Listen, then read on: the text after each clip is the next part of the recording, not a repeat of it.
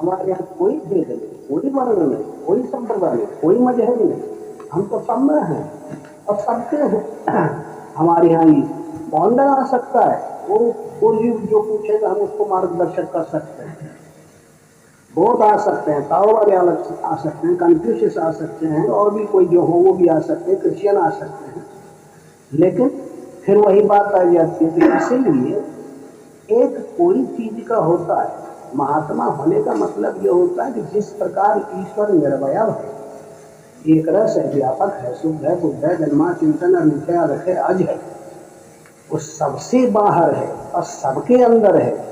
ये दो कला जो जानता है, अन्वय और व्यतिरेक, उसका नाम है ईश्वर। और मनुष्य जितने मनुष्य मात्र है वो सब एक कला जानते हैं। तो आप बाहर का जान सकते हैं, नहीं तो अंदर का जान सकते हैं। दो कला नहीं जानने के नाते वो पकड़ में नहीं आता। तो सबसे बड़ी चीज यह है कि हमें मैलिकल बनना है, हमें बारीक बनना है, और बारीक बनना है गुरु कृपा से। और हम निरंतर हर समय ये प्रयासरत रहें कि अब हम कितनी योग्यता पा गए, हम कहाँ तक पहुँच पा गए, हम क्या है, जिस बात को हमने अभी तक अध्ययन किया, जिस बात को हमने अध्ययन किया है, क्या ये परफेक्ट है, पूर्ण है, ये हमारे इस गोल लक्ष्य को पा देगा, पा जाएंगे हम। उनसे पूछना चाहिए, महापुरुष से समझ के एडजस्टिंग कराना चाहिए, कितनी दूरी है अब, क्या ये कला, ये रूप बदलना पड़ेगा, फिर क्या दूसरा कोर्स आएगा, ये कई सोपान होते हैं, कई सीढ़ियां होती हैं। तो इस प्रकार जो है एडजस्ट करते करते करते करते साधक को एक नशा होना चाहिए, चीज चलना चाहिए, और वह सब में देखे और सबसे अलग है। तो ऐसी नीति को दर्शाने के लिए अगर वास्तव में तो समझा जाए तो लगन सबसे बड़ी चीज होती है।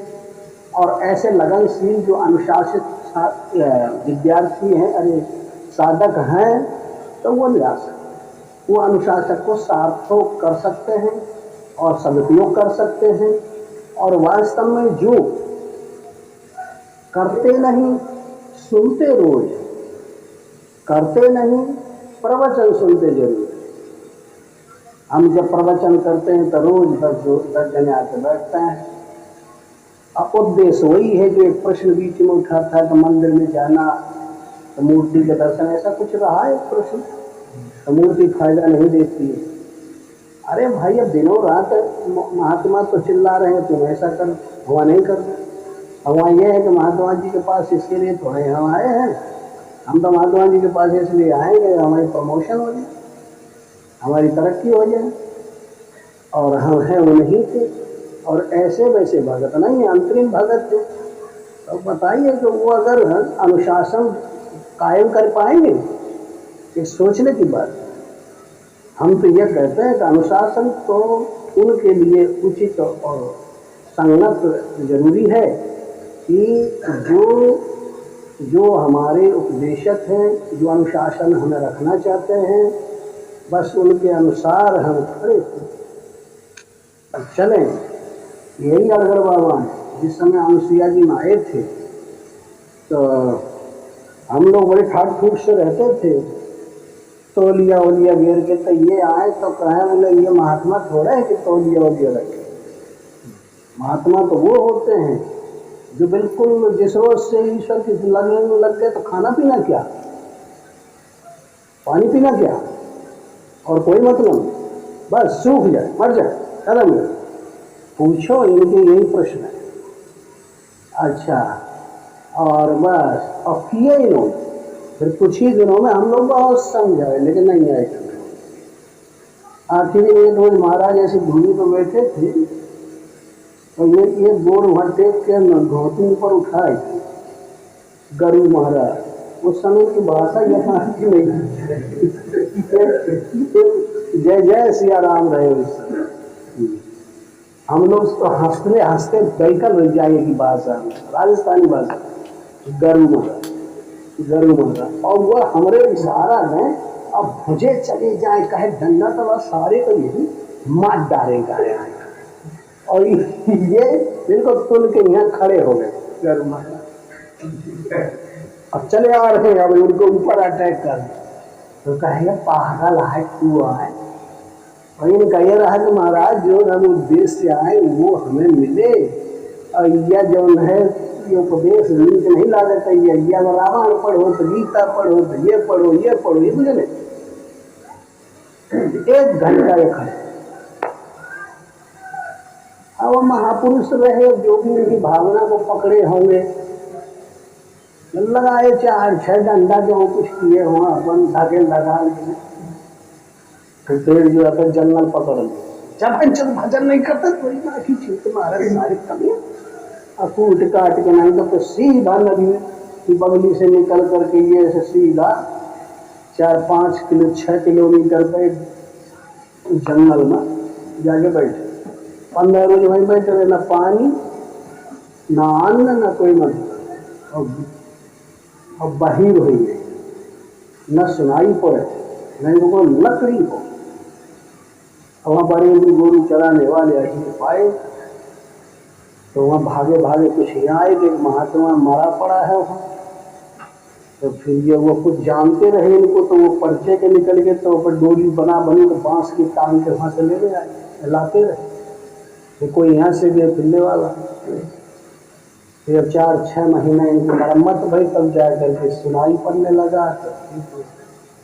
तो नशा है, नशा चढ़ना चाहिए, वो बात तो कोई ठिकाने वाला वो तो भी है। बच्चों परी चुपराई बात का ले लेते कि वह चिकन कपड़ा पहन ले, घड़ी लगा ले, रंगाला कपड़ा बस हो गया। ये संप्रदाय बाधा थोड़े है इस आदमी पर, ये तो बैकर बाग, पागल बाग है, उल्लू बाग है, बेहुदा बाग है, पागल पा करके गल जाना बाग है, जो गल गया पाया और गल गया खत्म कर दिया वो पैदा हो। मैं था तब तू नहीं, तू है तो मैं नहीं, जब मैं हूं तो वो कभी नहीं आ सकता, नहीं मिल सकता। जिस रोज ये मैं खत्म हो गई तो वो अपने जाएगा, देर नहीं लगेगी, दूर थोड़ा है। जहाँ मिला तब वो जाने वो का क्रिया बर्दान करने में नहीं आ सकती, कोई कभी आज तक कहा नहीं सकता। गोस्वामी ने किसी ने पूछा कि महात्मा कैसे होते हैं, तो देख या आँखें बंद करके बैठे, बहुत देर बैठे रहे, तो अब वो लगाए हुए था पूछना खत्म हो गया, जो हाथ उंगली लगाए देखा महाराज महात्मा कैसे होते, तो फिर उंगली घुसेड़े कान नहीं मरी। क्या भाई हमने तो न तो सुना और न देखा, न सुना न देखा, हम नहीं जानते, और न हम वक्त खोज सकता, हम कह नहीं सकते। और जो चीज कहने में आती है वो महात्मा कभी हो नहीं सकता, जो देखने में आती है वो कभी हो नहीं। वो गोचर जहाँ लग मन जाई और सोसम माया जाने भाई, समझे, बदलना पड़ेगा। वही गोस्वामी जी कहता था, जब नहीं समझ में आता था तो दो गोचर जहाँ लग मन जाई सोसम माया त्याग के रूप, और वही गोस्वामी जी और वही रामायण ठीक अपोजिट। क्या कहता है, सिया राम में सब जग जाने और करो प्रणाम जोर जुड़ता। पता नहीं है क्या बदले, मीटर बदले, उसके विचार बदले। पहले यह मन काग था करता जीवन घाट, अब तो मन हंसा हुआ मोती चुन चुन। पहले क्या था अब क्या हो गया, पहले यह मन सरफ है मनुष्य का, जो जहर रूपी विषय डसता रहता है, उस क्षेत्र में क्या दशा होती, क्या रूपरेखा है। और अगर गुरु कृपा हो जाए तो फिर हो गया, वो ट्रांसफॉर्म हो गया, वो रूपांतर हो गया। सर्प का दुश्मन कौन है, गरुड़, केवल सर्प को गरुड़ खा सकता है। तो गरुड़ का काम क्या है, इसका काम है जहर देना सर्प का। गरुड़ का क्या काम है, विष्णु की सवारी। हो गया अनुकूल ना, अब भगवान के बैठाए बैठाए भामी। तो जो महापुरुष हैं उनका मन बुराई की तरफ नहीं जा सकता, और जो महापुरुष नहीं है वो कभी अच्छाई की तरफ नहीं जा सकता। तो ये बड़ी भारी विचित्र बात है। और जो इस तरीके से संप्रदायवाद हम कहते हैं, हम उनको बुरा कहते हैं, अरे बोध नहीं गलत, अरे हम कहते वो ईसा ने ऐसा किया, अरे मोहम्मद का 50 महरिया रखता था, कहते हैं ना लोग। अच्छा, फलाने ने ये किया, शंकराचार्य ने क्या उखाड़ दिया, वही रामायण गीता में गलत लिख दिया, इतना बड़ा भगवान का स्वरूप रहा लेकिन यथार्थ नहीं कर पाया वो भी वही व्यवहारिक अर्थ में रह गया। वही रामायण की गोस्वामी ने लिखा, तो देखिए इस मैरिया गाली दे रही है, ढोल गंवार सूत्र पसुना दीजिए सब तारण के, तो क्या 50 गाली गोस्वामी के मुंह पर पड़ रही। ये व्यवहारिक बात क्या थी उन्हें लिखी, जमानस था और भी बहुत सी बात। तो मतलब ये है कि जब तक ये शास्त्र की बात रहेगी तो झगड़ा कहीं जा नहीं सकता। अगर ऐसी बात है इसको हम पुष्टि करते हैं तो फिर ये दो राय नहीं। फिर पंडित जो कहते हैं कि ये पीपल ठीक है, पूज्य है, ये तुलसी का विरवा पूज्य है, ये गाय पूज्य है, तो ये मान लेने में कोई दोष नहीं है। इतना ही तो फर्क है। कल हम भी यही करेंगे। अगर आज थोड़ा उंगली पकड़ में आ गई तो पोंचा पकड़ने में कोई दिक्कत नहीं। केवल दिक्कत यही है कि अगर सुलझना है तो उन बातों को हमें अंदर दिखाना है। वो तरीका है, वो महापुरुषों का हमारे यहाँ बहुत सुंदर है। गाय को क्या दिखाया गया, गोनामिंद्र, क्योंकि साधन क्षेत्र की बात शब्द था, ये ऋषियों ने लिया। दूसरे ने नहीं कहा गाय की पूजा करें, भैंस की भी पूजा करते अगर किसान होते थे, लेकिन गाय को क्यों महत्व दिया गया, इसलिए दिया। तो इस प्रकार हर वस्तु का महत्व होता है और उस महत्व को जब तक हम उधर बाहम जो हम लोग दृष्टिगोचर हो रहा देख रहे हैं तो उसे लाभान्वित अपने को करना चाहते हैं, उसको अंतर्मुखी करना पड़ेगा। और जब तक अंतर्मुखी हम नहीं करते तब तक जो है तो वो लाभ भी नहीं हो सकता। तो इसलिए वह ये अनुशासन भी उचित है जो सही रास्ते पे हमें मिल जाए और वास्तव में नशा पिला दे। कहे मंसूर मस्ताना हक मैंने दिल से पहचाना, वही मस्तों का मैं खाना उसी के बीच आता जाए।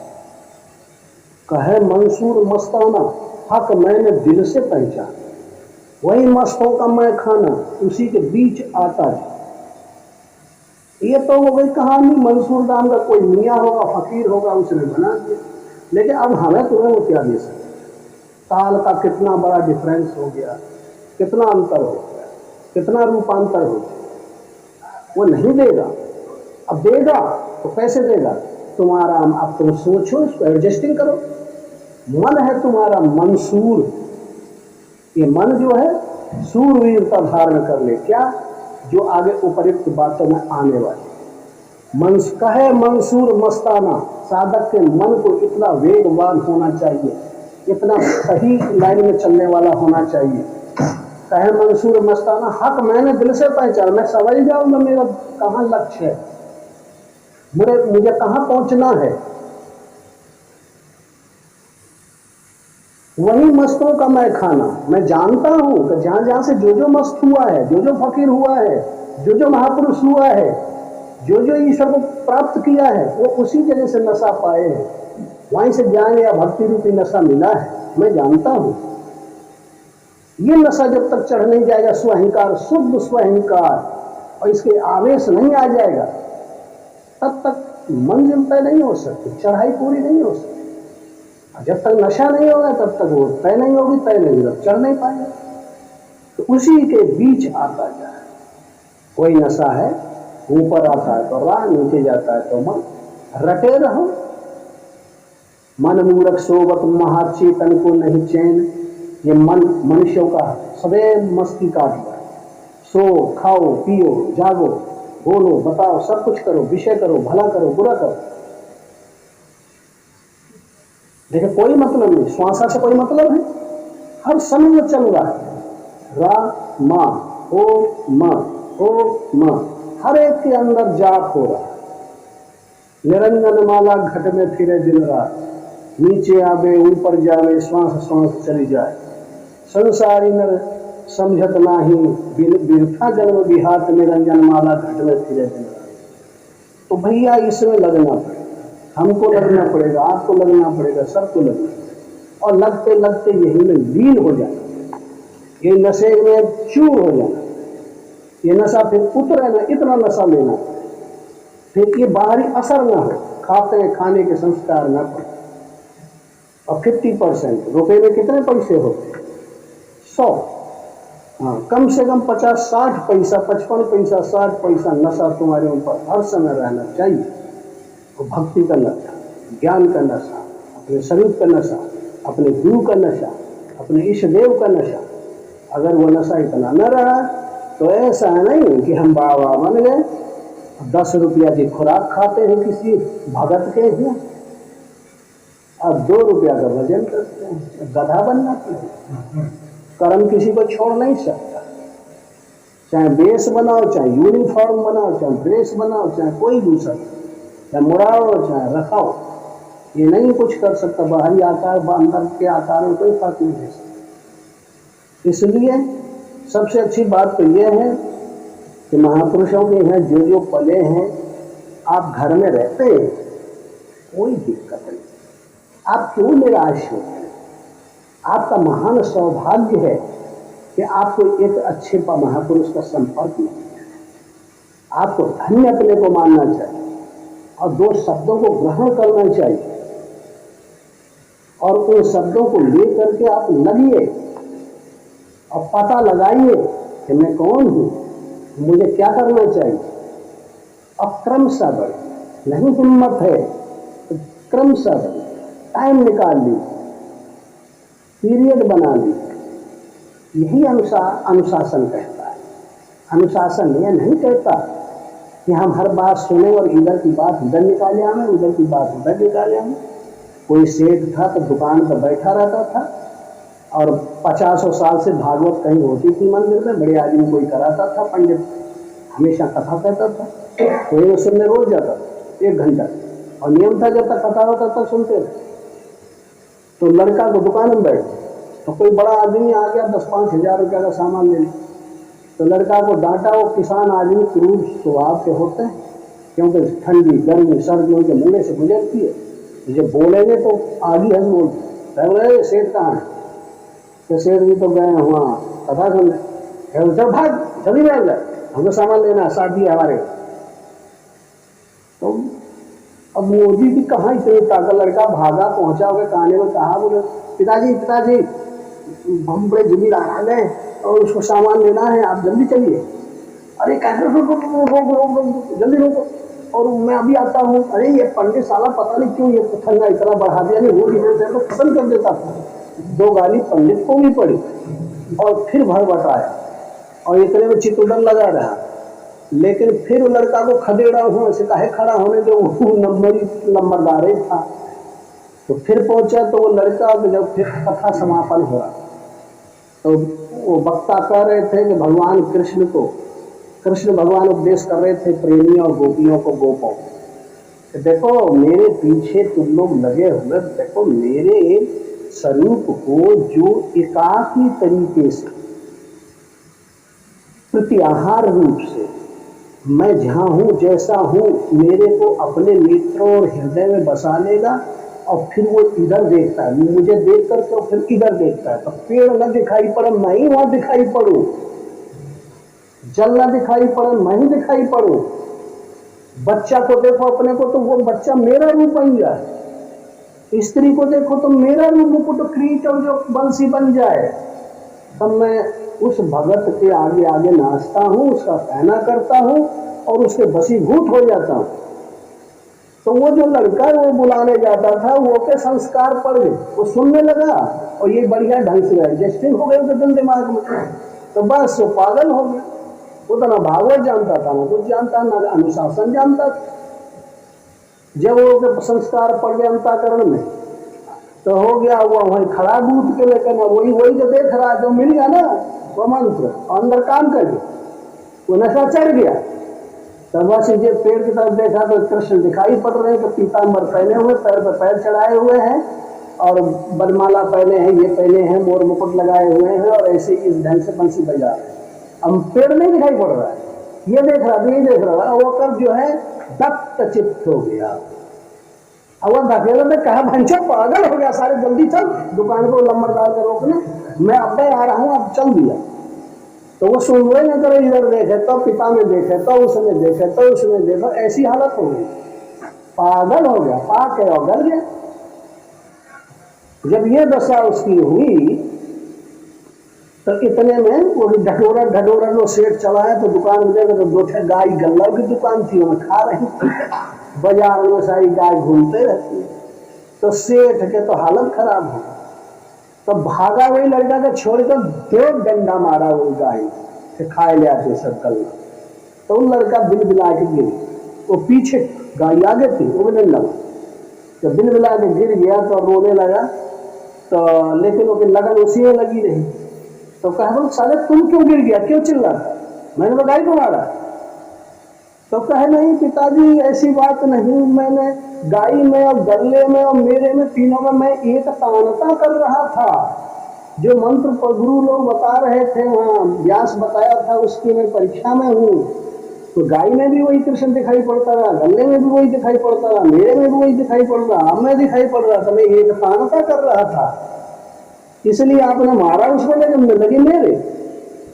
कह भट चिड़िया कहाँ का साल, हम 50 साल हो गए सुनते सुनते, वहां सुनते हैं खत निकाले आते हैं, हम अपना काम करते थोड़े, लेकिन छुट्टियां है का, ऐसा हम नहीं सुनते। कहाँ का उल्लू, हटाए दिल से दिमाग से। तो कहे बोला हो गया, खड़ा रहा, बोला कोई मतलब है, वो अपन रास्ता पगली हो गया माँ। जब गंभीर जड़ चली गई तो वो नहीं निकाली जा सकती, फिर वो इधर नहीं जाता। जो रॉकेट उड़ता है तो जब पृथ्वी की जहां तक ग्रेविटी समझे नहीं, वहां तक अपनी ताकत से जाएगा, और ग्रेविटी के अगर उधर निकलेगा तो जो लोग वहां के नजदीक होगा ग्रेविटी बनाने वाला पृथ्वी से, वो खींच लेगा ना, बेमेहनत से चला जाएगा। तो भगवान है और हम लोग बंधन में है मनुष्य माया, और माया की ग्रेविटी से जब तुम पार हो जाओगे तब फिर उधर अपने आप है, वो उसकी जिम्मेदारी है। 50-50 पैसा लेना, फिर संघर्ष में कोई दिक्कत नहीं। बोलो गुरुदेव भगवान की।